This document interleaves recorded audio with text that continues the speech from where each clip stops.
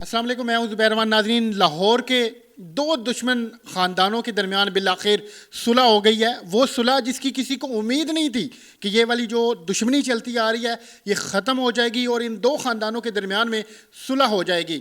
तीसी but group और इसरार but group, इन दोनों में सुलह हुई है। और ये जब सुलह हो रही थी उस वक़्त सुलह के दौरान ही एक शख्सियत भी मौजूद थी, जवाद शाह। आपने इनको पहले भी स्क्रीन के ऊपर देखा हुआ है, आपने इनके बहुत सारे इंटरव्यूज़ भी सुन रखे हैं। ये सुलह करवाई किसने, कैसे हो गई, तो आइए तफसीलात शाह जी से जानते हैं। सर जी, बहुत शुक्रिया आपका, आपने मुझे टाइम दिया। जब ये सुलह हो रही थी आप मौका पर मौजूद थे? अरे जी, मैं मौके पर तो मौजूद नहीं था, बट मुझे इस चीज़ का आइडिया था क्योंकि ख्वाजा तारीफ़, गुलशन और टीफ़ी भट्ट साहब राब्ते में थे, दोस्तों के भी मेरे से भी बात हुई। तो सुलह करना जो है एक नबी पाक सल्लल्लाहु अलैहि वसल्लम की सुन्नत भी है।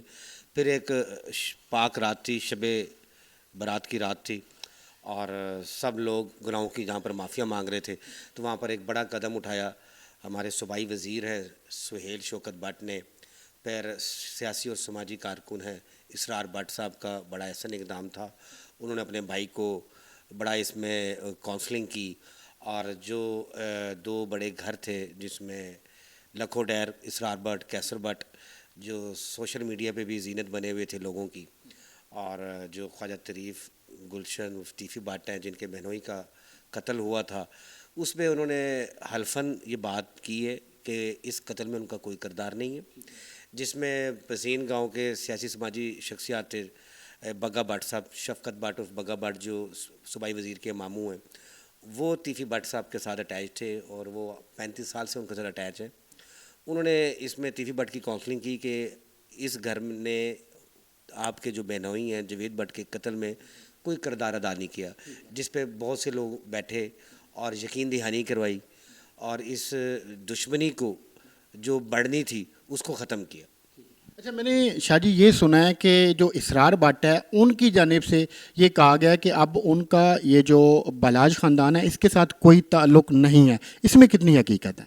नहीं जी, उनका पहले दिन से उस ग्रुप के साथ ताल्लुक़ है, अड्डे वालों का ग्रुप, और उनका मतलब इसरार भट्ट साहब का वो एक घर है।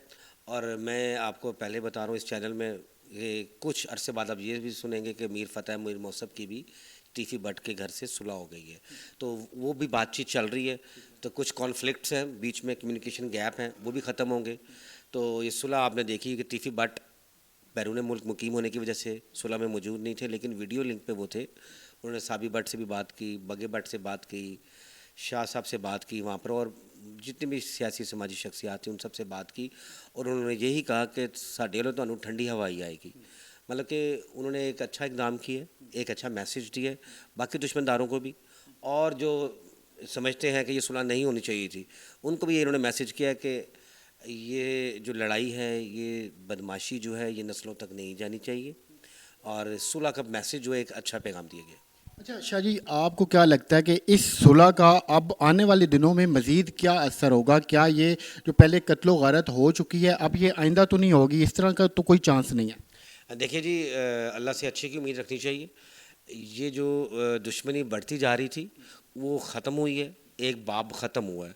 अब ये सुलह का इक़दाम किया है क्योंकि ये पहले जो लखोडैर भट्ट फैमिली है, इनकी सुहेल शौकत भट्ट फैमिली से भी झगड़ा था, दूसरी फैमिलियों से भी झगड़ा था, इन्होंने सुलह की है।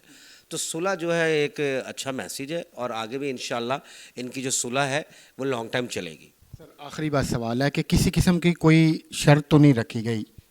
नहीं नहीं, शर्त इस पर कोई नहीं रखी गई। उन्होंने अपने आप को क्लियर किया, अपना हल्फन बयान दिया, और इसकी गारंटी दी है लोगों ने। जब हलफ लिया जाता है ना, तो जो बंदा गिल्टी होता है उसका हलफ नहीं होता, उसके इर्द गिर्द के जो शख्सियात होती हैं जिनके किरदार बड़े होते हैं, जिनके बेदाग माजी होते हैं, वो गारंटी देते हैं।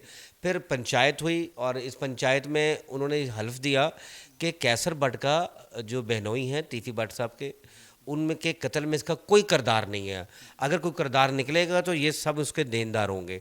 तो इस वजह से ये सुलह जो है हुई है, और तीफ़ी भट्ट का बड़ा अच्छा पैगाम था, बड़ा अच्छा मैसेज था कि उनकी तरफ से कोई ऐसा कदम नहीं उठाया जाएगा। और उन्होंने कहा कि मेरी आपके साथ 35 साल की दोस्ती है। बगे भट्ट से भी बात की, इसरार से भी बात की, कैसर से भी बात की, साबी से भी बात की, और जितने भी सियासी समाजी शख्सियात थी वो सब तीफ़ी भट्ट के घर आए थे और घर आके न्याय दे के गए हैं।